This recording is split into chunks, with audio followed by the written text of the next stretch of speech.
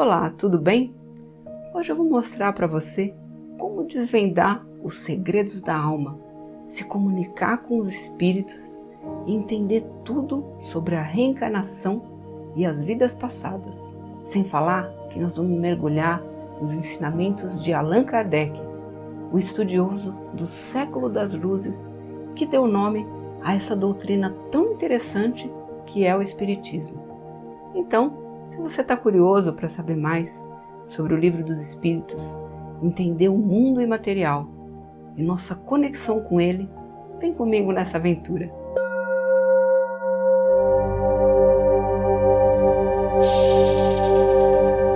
O Espiritismo ele é considerado uma tradição religiosa que tem como fundamentos os seguintes princípios: a crença na imortalidade da alma, a crença na comunicação com os espíritos desencarnados, com os seres vivos, a crença na reencarnação da alma em um corpo físico, a crença em leis eternas e imutáveis que regem a natureza e os seres. Tudo começou com o Sr. Allan Kardec, que compilou diversos registros de perguntas com resposta dos espíritos provenientes de todo o mundo. Na época de Allan Kardec, ocorria principalmente na Europa o fenômeno das mesas girantes. Nesse fenômeno, um grupo de pessoas formava um círculo em torno de uma mesa e invocava os espíritos para comunicação. Eles faziam perguntas aos espíritos e estabeleciam os sinais de resposta. Por exemplo, uma batida para sim, 2 batidas para não. Então, esses espíritos respondiam movimentando a mesa de acordo com as batidas. O Sr. Allan Kardec, que era um eminente pedagogo, formado por um cientista importante da época, o Pestalozzi, ele passou a estudar esse interessante fenômeno. Buscando dar um caráter mais científico para os seus estudos sobre o Espiritismo, ele compilou um rol de perguntas fixas e ele comparou a resposta dos espíritos de todo mundo a essas perguntas. E ele considerou, para sua compilação, somente aquelas respostas que coincidiam em algum grau. E assim, ele lançou o Livro dos Espíritos, que marca o surgimento do Espiritismo, da França para o mundo. O Livro dos Espíritos ele contém a base filosófica do Espiritismo, sendo formada pelas perguntas e respostas dos espíritos. Mas esse livro ele foi compilado pelo Allan Kardec de uma forma lógica e coerente, de tal maneira que todo o conteúdo se harmoniza, sem conflitos de ideias. Agora, vamos falar um pouco mais detalhadamente sobre os fundamentos, as máximas do Espiritismo que nós comentamos lá no início. Se você chegou até aqui e acha que esse conteúdo é interessante, que tal nos deixar aquele like iluminado, se inscrever no canal, compartilhar esse vídeo com seus amigos e deixar suas dúvidas, comentários, sugestões de novos temas que você deseja ver no canal. E vamos à primeira máxima do Espiritismo.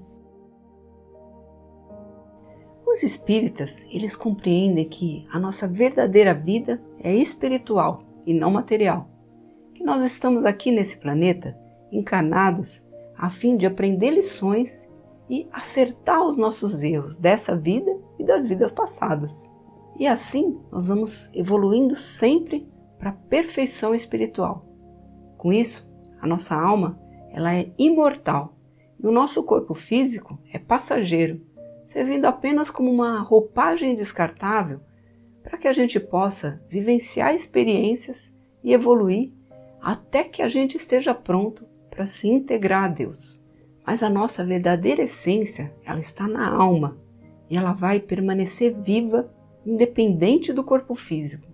Quando a alma deixa o corpo físico, aí ela passa a ser chamada de espírito ou de alma desencarnada.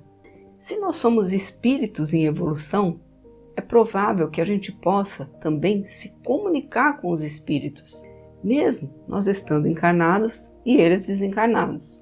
A história nos mostra, ao longo das gerações, em todas as raças, culturas, tradições, credos, que os espíritos eles nos contatam pelos mais variados motivos, das mais variadas formas, assim como nós também os contatamos.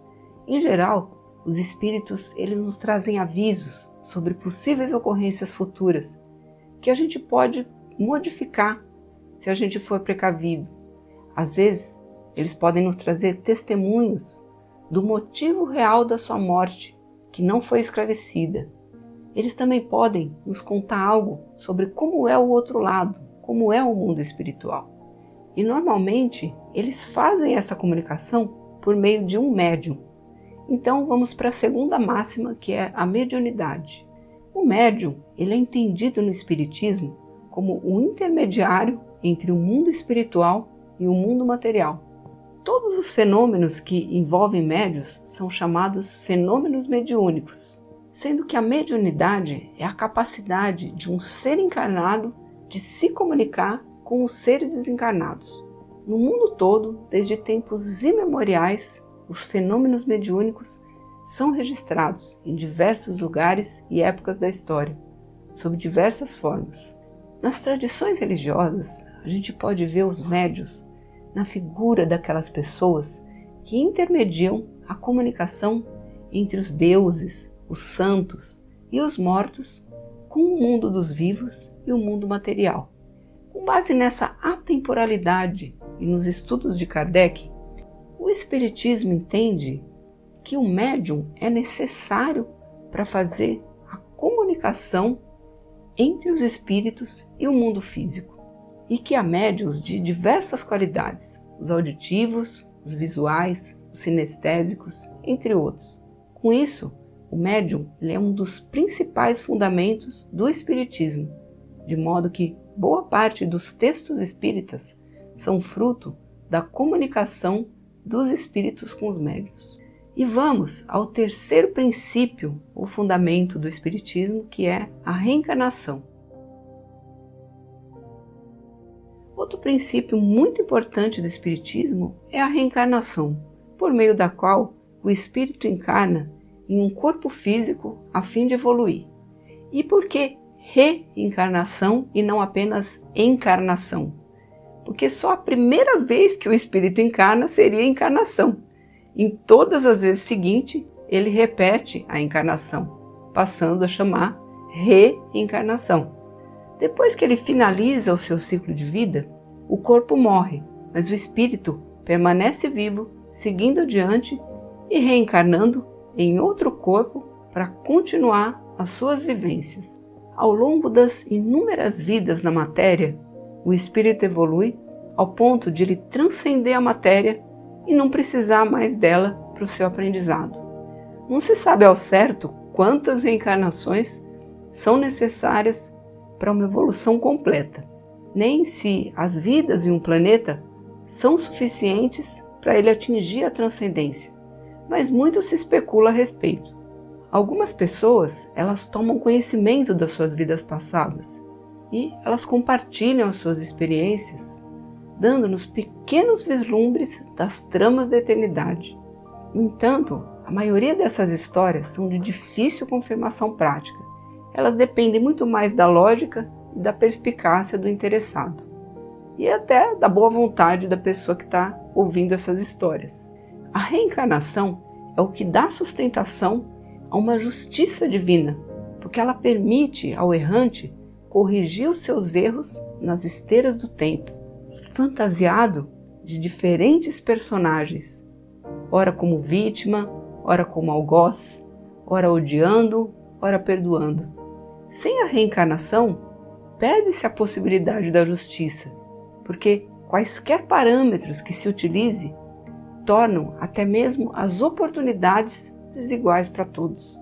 Então, a reencarnação, ela funciona como um fio que articula a trama da vida, permitindo a um espírito realizar os seus acertos kármicos, seguindo adiante com os seus aprendizados, em meio a diferentes cenários e personagens, o que não seria possível em uma só vida.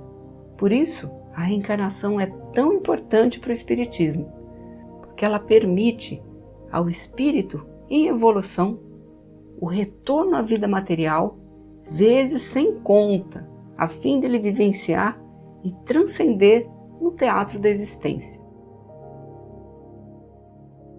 Por fim, o Espiritismo admite a existência de leis eternas e imutáveis, que possibilitam as vivências dos seres de forma a evoluir e a transcender, chegando finalmente à iluminação completa, ou seja, 100% de energia, de luz, de integração a Deus.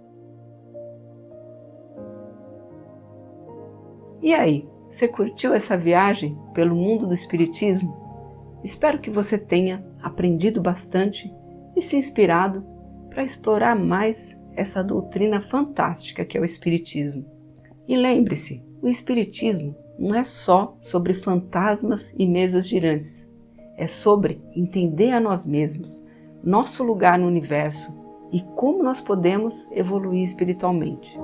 Então, se você ficou curioso para saber mais, recomendo que você procure um centro espírita ou estude os livros do Kardec e vários outros livros do Espiritismo por sua própria conta. Tem muito material legal por aí para você estudar. E claro, não se esqueça de deixar o seu like iluminado, de compartilhar com seus amigos, de deixar suas dúvidas e comentários, de se inscrever no canal e ativar o sininho para receber todas as notificações do canal, tá bom? Eu desejo a você e a todos os seres uma vida plena, com muita luz. Que você siga o seu caminho na mais santa paz. Namastê!